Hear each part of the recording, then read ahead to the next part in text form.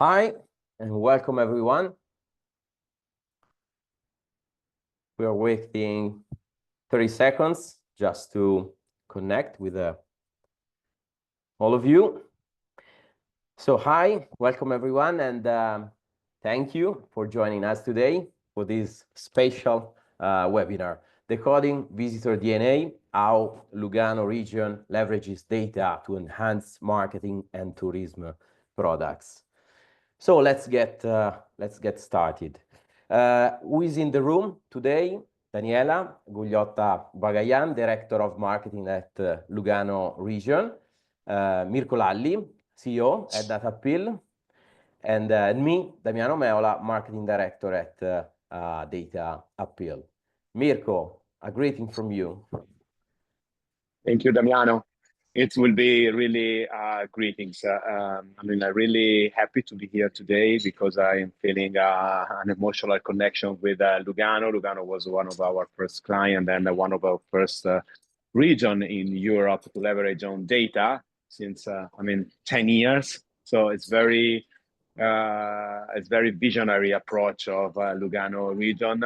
And I'm happy to hear from Daniela what's the evolution of how to use data. And I will stay here and I will accompany you during the webinar, but I would like to not take any more time. So Damiano, let's get started. Yes, thank you. Thank you, Mirko. Thank you so much.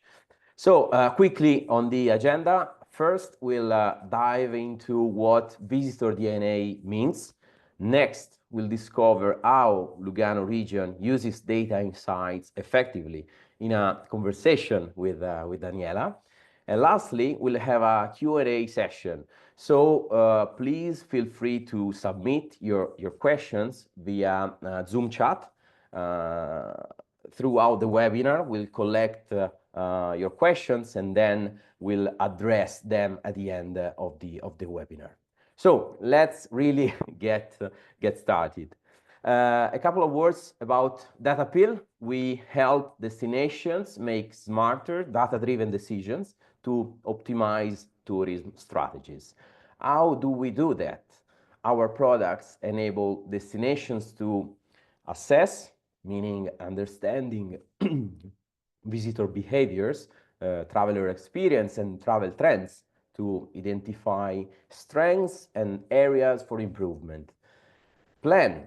Destinations can use data insights to target their right markets, optimize investments, and align tourism products with visitor expectations. Then we have track.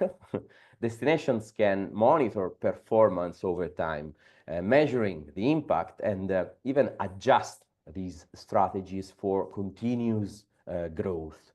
And then at the end, we have the repeat mode. So to repeat the whole process from the beginning. This is how we address the data, and this is our framework. So coming back to the visitor DNA, let's talk about visitor DNA. We know that for destination managers, the biggest challenge is balancing the needs of different stakeholders, visitors, residents, industry partners, policymakers, all while managing budget constraints and ever-evolving expectations. By decoding visitor DNA, we can bring clarity to key questions like who are our visitors? What they really value? Where should we focus our efforts? This alignment creates a shared understanding across all stakeholders on the territory. So the goal here is to move away from gut feeling decision making and provide solid proof through data, helping DMOs track demand and measure impact. How data decodes the visitor DNA. In fact, every visitor leaves a data trail, a digital trace, whether through an online review, a booking, or social media. By leveraging this data, DMOs can monitor sentiment and customer experience to adapt marketing strategies, analyze, for example, the length of stay and booking windows to optimize promotions and tourism planning. Of course, you can even segment travelers by origin and type to tailor experiences for different groups. And obviously, you can identify key attractions on the territory and the spending behavior to optimize tourism revenue. We do that with anonymized visa data, for example. And of course, you can benchmark against competitors to track how you are positioning in the market. By combining these insights, destinations can not only react to tourism trends, but also actively shape them. This is the power of data. And but data alone isn't enough. We know that. We know that what DMOs really need is clarity, is guidance, and actionability. That's where we are focusing all of our efforts and also, of course, products. So basically, we are focusing on saving time and effort. There is no need to sift through raw data. Insights are easy insights need to be really easy to read and understand. Then simplifying stakeholder alignment, sharing clear, ready-to-go reports with decision makers, eliminating doubts with structured data, and lastly, the holy grail is the having actionable insights. So not just numbers. Our platform doesn't just show data, it provides practical recommendations to help you achieve your goals. And having said that, next, Lugano, as Mirko was saying, Lugano region has been using tourism data since several years. And to dive into this, I'm excited to have Daniela, Director of Marketing at Lugano Region, with us today. So, Daniela, to start, can you tell us what drove Lugano Region's decision to integrate tourism data into its strategy and what benefits you have seen so far? Thank you, Damiano, and also thank you, Mirko, for the invitation today. I would also like to say hello to everybody that is taking the time today to listen to what our experience has been over the years to use data and also to read it and analyze it. As it's been said, we have been leveraging data for several years, and I think we all are aware that at the time in the information age, data is key to make informed decisions. This means especially in the travel industry where changes happen quite quickly. In my specific department, which is the marketing of a tourism destination, but not also in the product segment and sector, sure, we use data. And why do we use it? Because we have access to different sources of data, which is one part is that appeal, what we can get out of the platform, but also combine it with other existing data. For instance, with overnight statistics, which we receive from the Federal Office, Swiss Federal Office of Statistics. Also, with data appeal to monitor, for instance, saturation, OTA saturation, which indicates you the level of booking in a forecast way, not in a past way, like the reviews of existing stays, and also identify certain travel patterns or certain travel trends. We can also make forecasts and we adapt it with other tools. For instance, I'm sure that in some other context, you have also talked about another benchmarking platform, which have collaborated also with Data Appeal, which is H-Benchmark, to see what are the trends for the future month. And so you can adapt your strategy. And also to combine it with data that we have from existing studies, for instance, the one from Switzerland Tourism, a study that was conducted as a survey in 2023, published in 24, where we can see what the profile of the tourists are. So all this data together is key for us to define who do we want to talk to, who do we want to reach, or how do we reach them, and to make sure that we align with our strategy.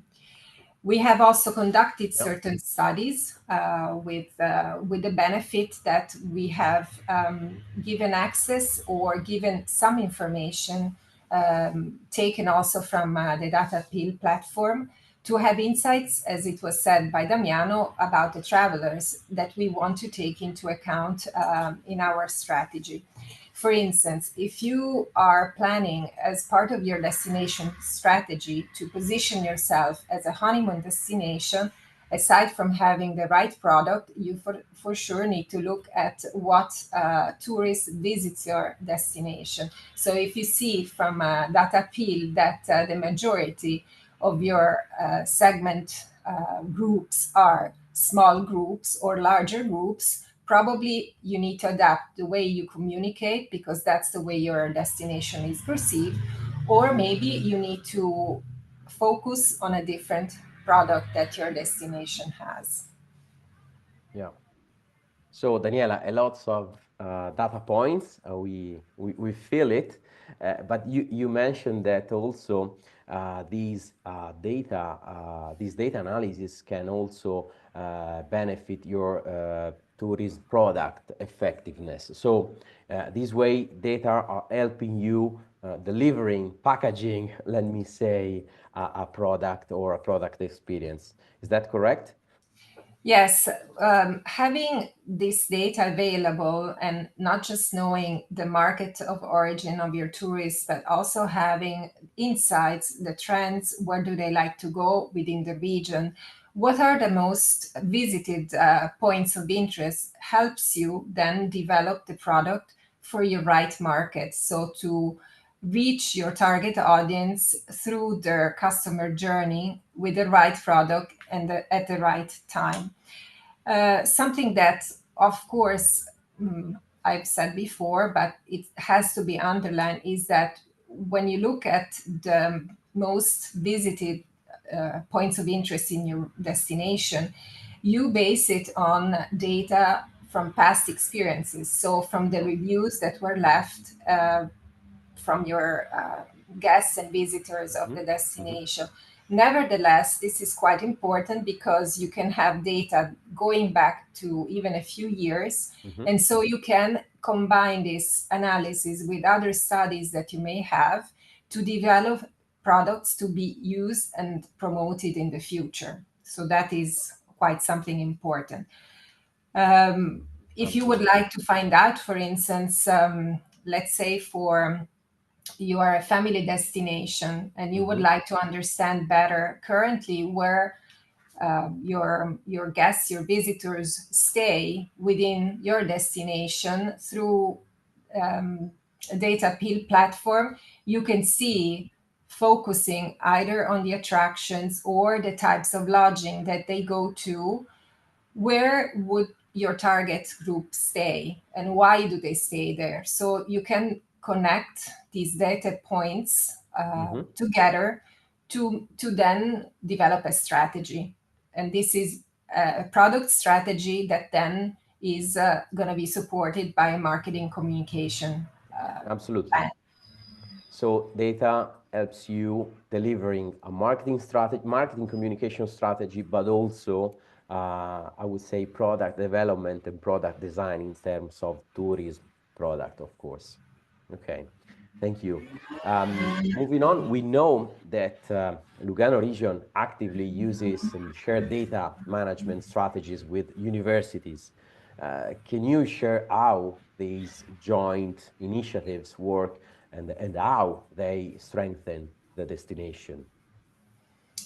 Certainly. There are different ways. There are two benefits I can see based a bit on my experience. Also on my experience teaching marketing to students in a past position I had. It combines theory and practice. So students can have first a hands-on experience in the theoretical studies that they do with a real life situation. So really experiencing what is a tourism destination, what is the travel industry needs, what are the guests' needs and experiences, how things are changing and evolving. Traveling 20 years ago is not the same as traveling today. We have seen the evolution, how people find information. And so that changes the way you communicate, it changes the way you market your destination. At the same time, it's also a question of seeing how, with the shared economy, the travel trends have evolved. So, having said that, that's one part of it. The other part is that we want to also do these joint initiatives to help students to also make sure that they're a bit our ambassadors, because when they support us with applying theory to practice for studies that really help us also develop products or strategies, we see our destination through the eyes of students. So from, for instance, a younger generation perspective, which can also be then the future guest and visitor of our destination. Yeah. Yes. Uh, it is so much interesting because this is, I think, the marketing essence in a way, staying up to date to technological or sociological, trends. This is the way how to adapt, the marketing strategy. So, thank you. In your experience, Daniela, what are the biggest barriers for effective data sharing between DMOs and stakeholders? We touched a lot this point. So alignment with the stakeholders, dealing with different people, adapting languages probably. So this is an important topic. In your experience, what are the biggest barriers here?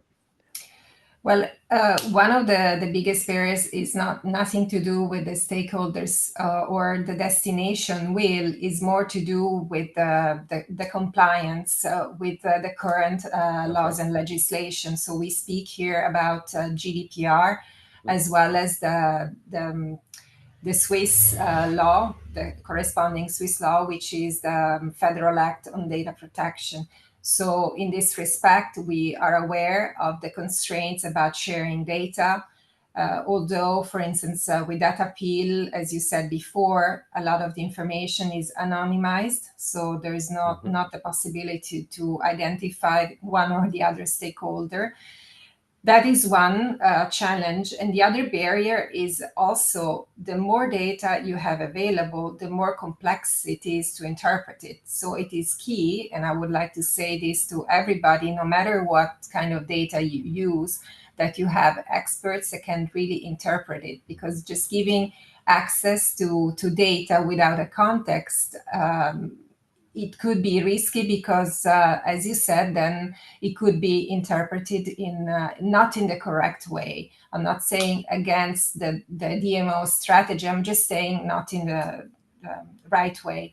So one possible way to somewhat overcome, but still work towards a common approach, is to really use a more qualitative approach. So if you cannot share data, you can get insights from the data you have available, and you can discuss what are the key takeaways you can have. This means you can raise awareness among your stakeholders on the key trends that you have observed from this data. For instance, there is a greater interest in sustainability. I know that you also have a module in Data Appeal that looks at that. What are the topics of discussion defined by interest of the product? For instance, I'm talking about lodging, I'm talking about attractions. What do people discuss? And from there, analyzing this data, you will be able then to have some key takeaways. and inform your stakeholders that you have observed that, and steer them and steer everybody in the right direction. Nice. So interesting to your focus on qualitative data, qualitative data. As we said, the also the so now famous traveler DNA. This is a way to even align and share with the stakeholders. Very interesting. Moving on, I would like to touch the famous AI topic. AI was a big topic in 2024 for sure. How do you see DMOs and tourism organization adopting AI in 2025 and beyond? Well, it's a big topic even in our industry, in among destination and among tourism organizations. Some bigger organizations obviously have already made steps to implement that because they have infrastructure and also the possibility to move with the right in the right way. I'm talking now at Swiss level. What I recently read was a study that was conducted by one of the Swiss schools, the Institute of Tourism in the Swiss French part in Valais, among French speaking tourism organization to assess whether they use it, they plan to use it. And so the responses were slightly different depending on the size of the organization. In general, I think we're all observing, and as time goes by, probably more and more organization at touristic level will use it. But the question is how they will use it. So if I just refer again to this study that was conducted, mostly some smaller organization in the French part use it for text revisions. The bigger organization can use it as a form of personalized customer service, so to give answers to travelers all 24/7 via chatbot or personalized experiences via the customer service. Switzerland Tourism, which is for us one of the organizations that obviously we look at because they're always the trend setters in our country. They have implemented a chatbot based named Swiss Heidi, written in referring to obviously Heidi that everybody knows, Yeah. but written referring to artificial intelligence. It's based on generative AI, and it's used to formulate database queries. You can test it and see, and I personally have tested it several times. It's quite interesting how precise the information and the answers that you ask from a touristic point of view are given. And for us, Lugano Region is also speaking about our destination tourism organization. We're looking at it. We haven't implemented yet as an organization to be used, but there are some uses that can be taken into account, which are, for instance, for social media to analyze some data. In some platforms, it's already implemented, and also to, for instance, to get some inspiration. However, and this is quite important for us, and I would like to emphasize that we really are proud to make sure that the experience is authentic, and that's why we still don't use it for instance, for content and for content creation, speaking of marketing now, because we want to ensure that what is given as information or what is inspiring our visitors to come to Lugano region is really what they see and not something that may not come across as authentic. Yeah. So real people, real faces, real landscapes, for sure. So preserving the values of the destination. Yes, so very, very interesting. Of course, we can even apply AI in analyzing data. As we said before, this is helping us gathering quantitative and also, as Daniela was saying, qualitative data to our marketing strategies. So thank you, Daniela. Going forward, I would say I will have a look at if we have any questions on the chat. Let me see if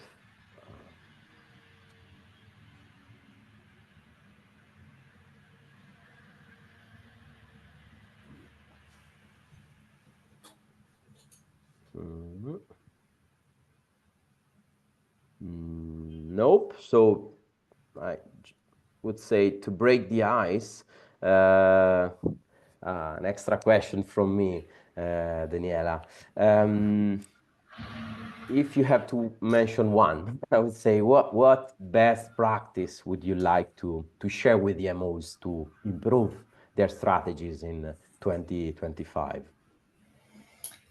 I think we've said it both, you and I, use data and take time to read it and analyze it, because sometimes we think it's some time consuming, but to be more effective and efficient, I think for your strategy, whether it's in product development or in marketing or even communication or information as well, I think I would give an advice to dig a bit deeper into data. Yeah, of course. Thank you, Daniela. I see that I cannot see any other questions on the chat. So I've seen a couple of raising hands. So probably, yes, instead of writing down, probably we have a couple of raising hands. So let me see.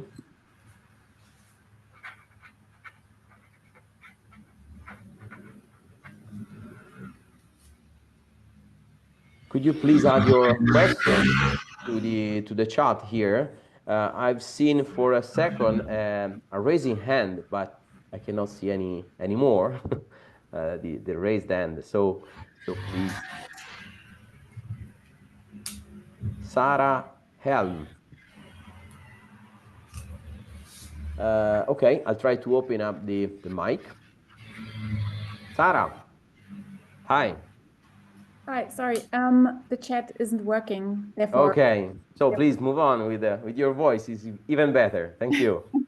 I just wanted to ask if there are any risks, or where are the risks in just just analyzing data and maybe losing. No, otherwise, sorry.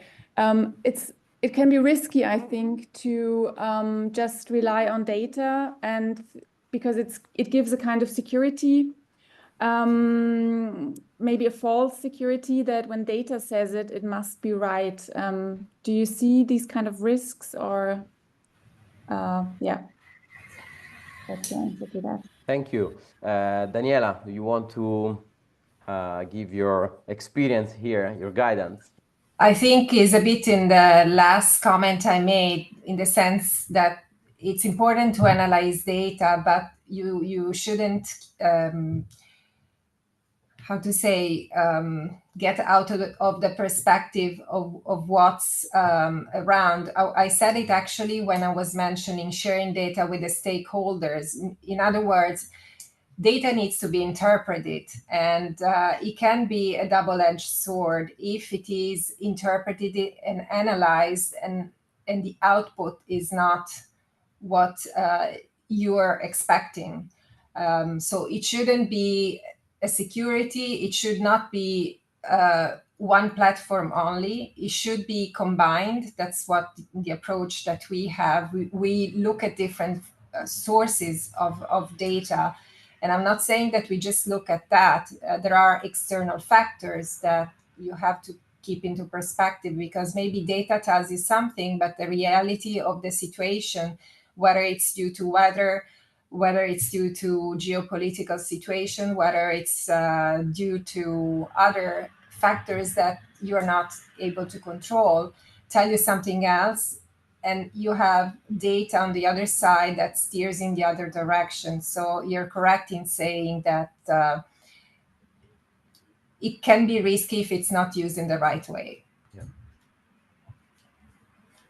Yeah, absolutely. Just to build and comment on this, as Daniela was saying before, sometimes we rely a lot, even a lot, on big data and quantitative data, and sometimes having a conversation, a focus group, a qualitative survey, it will help us broaden even, our perspective, and then we can even go back to quantitative data. So this is our advice, I would say, from even as I am a marketer point of view, not only a professional in the data and travel intelligence. Moving on, I see Giulia De Luca. So thank you, Sarah. Giulia, please. Hi. Giulia. Hi. Good afternoon to everyone. I have a question because yes, the chat doesn't work. Okay. How can voices. data analysis can help the destination manager to protect the identity of a destination from mass tourism or unsustainability and others? Okay. Daniela, this is for you. Yeah, it's a tricky question. It's not easy to answer, because data cannot protect you from that. It can give you insights, but let me give you an example. There was a case in a Swiss destination where some information about this destination as being beautiful was shared on social media, and all of a sudden, this incident caused to have a greater number of tourists than the destination itself can host. So the data cannot protect you from, in my point of view, from these risks. You can see some trends, and based on that, you can take some measures in the communication, in the way you work with your stakeholders. But it's a tool to be interpreted and analyzed, certainly not something that is a practical tool. I don't know, Damiano, if you want to share something more, maybe based on feedback from other experiences. I think, Daniela, this is an interesting point of view. I don't know if Giulia has any other feedback on this. Giulia? No, yes, thank you. I think that we really need a good destination manager. Yeah. Yeah. This is the idea.